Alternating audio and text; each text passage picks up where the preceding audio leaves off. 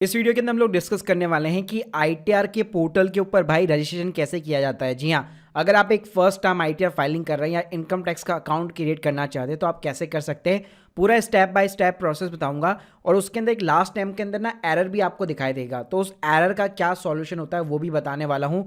Plus income tax account setup करने के बाद में क्या क्या चीज़ें आपको ध्यान रखनी है, क्या क्या चीज़ें आपको करनी है, ये सब कुछ जानने को मिलेगा आपको इस वीडियो के अंदर। वीडियो को शुरू करने से पहले बताना चाहूँगा, अगर आप अफोर्डेबल कॉस्ट के ऊपर आईटीआर फाइलिंग कराना चाहते हैं या आप हमसे सीखना भी चाहते हैं प्रैक्टिकल तरीके से, तो लिंक मैंने डिस्क्रिप्शन बॉक्स में दे रखी है। एक बार हमारा मास्टर क्लास और हमारी सर्विस को जरूर चेकआउट कीजिएगा। तो भाई रजिस्ट्रेशन करने के लिए सबसे पहले आपको इनकम टैक्स की ऑफिशियल वेबसाइट के ऊपर आ जाना है। यहाँ पे टॉप पे ही आपको रजिस्टर का बटन मिल जाता है, जिसके अंदर आपको सबसे पहले अपना पैन कार्ड नंबर डालना पड़ता है। तो देखिए आपके पास में सिंपली 4 चीजें होनी चाहिए। पैन कार्ड नंबर होना चाहिए, डेट ऑफ बर्थ होनी चाहिए, मोबाइल नंबर और एक ईमेल आईडी।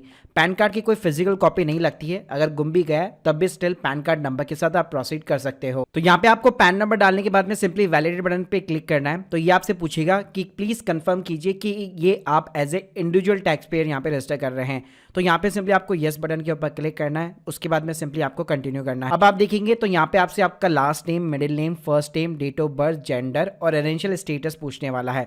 तो देखिए मोस्ट इंपॉर्टेंट थिंग कि यहाँ पे आपका जो लास्ट नेम है वो एकदम करेक्ट होना चाहिए, जो एग्जैक्टली आपके पैन कार्ड के साथ में मैच करता हो। तो अपना पैन कार्ड नंबर उठाइए, अगर उसके अंदर लास्ट नेम प्रॉपर तरीके से दिया हुआ है और यहाँ पे सीक्वेंस में दिया हुआ है तो आप सिंपली लास्ट नेम को एंटर कीजिए। यहाँ पे अगर आप अपना फर्स्ट नेम और मिडिल नेम भी डालेंगे तो भी आपका काम चल जाता है। आपको मेनली अपना लास्ट नाम जो है एंटर करना पड़ता है। अपनी डेट ऑफ बर्थ, अपना जेंडर चूज कर लीजिए, अपना रेजिडेंशियल स्टेटस रेसिडेंट रखिए और कंटिन्यू बटन के ऊपर क्लिक कर लीजिए। तो देखिए अगर आपकी बेसिक डिटेल्स फिलअप हो जाती है, यानी कि आपका जो डेटा है, बेसिकली आपका जो नेम का डेटा है वो इनकम टैक्स के रिकॉर्ड के साथ में मैच हो गया है। लेकिन भाई अगर आपको इस टाइप का एरर देखने को मिलता है कि name enter is not as per the PAN, please retry. जी हाँ, इसका मतलब है कि आपका जो डेटा है वो पैन कार्ड का जो इनकम टैक्स का डेटा बेस है ऑनलाइन, उसके साथ में मैच नहीं हो पा रहा है। अब इसका सॉल्यूशन क्या है वो मैं वीडियो के एंड के अंदर बताऊंगा। तो जैसे आपका नेम वैलिडेट हो जाता है, यहाँ पे सिंपली आपको अपना मोबाइल नंबर डालना है और ये मोबाइल नंबर किससे बिलोंग करता है, आपका खुद का है या आपके ब्रदर सिस्टर या कोई भी रिलेशन का है। इसके अलावा आपको एक ईमेल आईडी इंसर्ट करनी है। आप चाहे तो एक लैंडलाइन नंबर भी यहाँ पे इंसर्ट कर सकते हैं, वरना ये मैंडेटरी नहीं है, आप इसको स्किप भी कर सकते हो। इसके अलावा नीचे आपको अपना सिंपली जो है एड्रेस डालना है, जिसके अंदर आपको फ्लैट, बिल्डिंग नंबर हो गया, पिन कोड हो गया, पोस्ट ऑफिस हो गया, एरिया हो गया, स्टेट हो गया, टाउन, डिस्ट्रिक्ट, ये नॉर्मल सी बेसिक सी थिंग्स यहाँ पे आपको इंसर्ट करनी पड़ती है। जैसे आप ये चीजें एंटर करते हो उसके बाद में आपकी मोबाइल नंबर पे और ईमेल आईडी पे 2 अलग अलग एक सेपरेट ओटीपी जाते हैं। वो ओटीपी सिंपली यहाँ पे आपको इंसर्ट करने होते हैं। तो जैसे आप ओटीपी इंसर्ट करेंगे तो उसके बाद में आपको ये वेरीफाई करने के बोलेगा डिटेल्स, मतलब सिंपली तरीके से आपको प्रीव्यू वगैरह दिखाया जाता है। इसके बाद में यहाँ पे सिंपली आपको जो है कंफर्म करना है और यहाँ पे आपसे जो है पासवर्ड सेट करने के लिए बोलेगा। तो अपना मनपसंद कोई भी एक पासवर्ड यहाँ पे आप रख सकते हैं। अपना जो है लेटर हो गया, इसके अलावा स्मॉल लेटर हो गया, कैपिटल लेटर हो गया, तो इस तरह से अपना कोई भी एक पासवर्ड यहाँ पे आप सेट कर सकते हो। मतलब ऐसी कोई रूल्स और रेगुलेशन नहीं है, लेकिन पासवर्ड थोड़ा सा स्ट्रांग होना चाहिए। नीचे आपको एक पर्सनलाइज मैसेज का ऑप्शन मिलता है, तो जो भी आप पासवर्ड रखो तो उससे रिलेटेड कोई भी हिंट रख देना ताकि कल को भूल जाओ तो इजीली तरीके से आपको याद आ जाए। तो जैसे एक बार आपकी प्रोफाइल क्रिएट हो जाती है, सिंपली तरीके से वापस आपको जो है लॉगिन वाले बटन के ऊपर आना है। यहाँ पे सिंपली आपको वापस अपना पैन नंबर डालना है और सिंपली अपना वापस पासवर्ड डाल करके सिंपली आप लॉगिन कर सकते हो। अब देखिए लॉगिन के बाद में आपको क्या स्टेप्स लेने पड़ते हैं वो बताना चाहूंगा। तो यहाँ पे पहले आप अपनी प्रोफाइल को अपडेट कर सकते हैं। इसके लिए यहाँ पे ऊपर जाकर आप माई प्रोफाइल वाले सेक्शन के अंदर जाइए। यहाँ पे आपको अपनी बाकायदा जो है प्रोफाइल वगैरह मिल जाएगी। एडिशनल डिटेल्स जैसे अगर आप अपना पासपोर्ट नंबर वगैरह इंसर्ट करना चाहते हैं तो आप वो कर सकते हैं।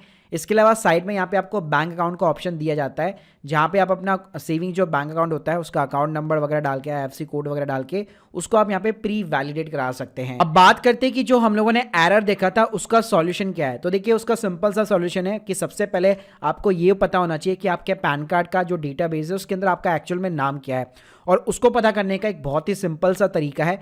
यहाँ पे जो है आपको ई पे टैक्स वाले बटन के ऊपर सिंपली जाना है। यहाँ पे सिंपली अपना पैन नंबर, कंफर्म में पैन नंबर डालिए, अपना मोबाइल नंबर डालिए, कंटिन्यू बटन के ऊपर क्लिक कीजिए, एक ओटीपी आएगा, ओटीपी को इंसर्ट कीजिए और जैसे आप कंटिन्यू बटन के ऊपर क्लिक करेंगे तो यहाँ पे आप नेम में देख सकते हैं, आपको मतलब पूरा नेम नहीं दिखाई देगा, लेकिन एटलीस्ट आपको ये पता लग जाता है कि आपके पैन कार्ड में जो नेम है उसका सीक्वेंस यहाँ पे क्या है। जी हाँ, तो तो देखिए यहाँ पे साउथ के अंदर या गुजरात के अंदर जैसे बहुत लंबे नाम होते हैं, फर्स्ट नेम भी होता है, उनके फादर या उनके हस्बैंड का भी मिडिल नेम होता है और लास्ट में सरनेम आता है।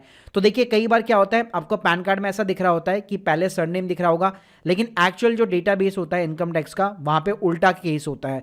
तो यहां से एटलीस्ट आपको पूरा एक सीक्वेंस यहां पे सिंपली तरीके से पता लग जाता है। इसके अलावा जब आप रजिस्टर कर रहे होते हैं तो कई बार क्या होता है, आपका जो फुल नेम होता है वही अपने आप में पूरा लास्ट नेम आता है। जी हाँ, तो आप क्या करते हैं, फर्स्ट नेम डालते हैं, मिडिल नाम डालने की कोशिश करते हैं और लास्ट नाम डालने की कोशिश करते हैं, जिससे वो वैलिडेट नहीं हो पाता। आप क्या कीजिए, अपना जो पूरा नाम है उसको पूरे को ही सीक्वेंस को आप पूरा का पूरा लास्ट नेम में डाल दीजिए, जो एग्जैक्ट आपको ई पे टैक्स वाले पेज के ऊपर दिख रहा था। तो देखिए अल्टीमेटली मैं समराइज करना चाहूं तो यहाँ पे ई पे टैक्स के थ्रू आपको अपने नेम का सीक्वेंस जानना है और उसी सीक्वेंस के अकॉर्डिंग या तो पूरा नाम यहाँ पे आपका लास्ट नेम के अंदर आएगा या फिर उस सीक्वेंस के अकॉर्डिंग आप अपना नाम जो है फर्स्ट नेम, मिडिल नेम और लास्ट नेम के अंदर डिस्ट्रीब्यूट कर सकते हैं। इसके अलावा कई लोगों के डाउट ये होते हैं कि अगर मैंने क्या इनकम टैक्स अकाउंट बना लिया तो क्या हर साल मुझे अपनी इनकम टैक्स रिटर्न यहाँ पे फाइल करनी पड़ेगी?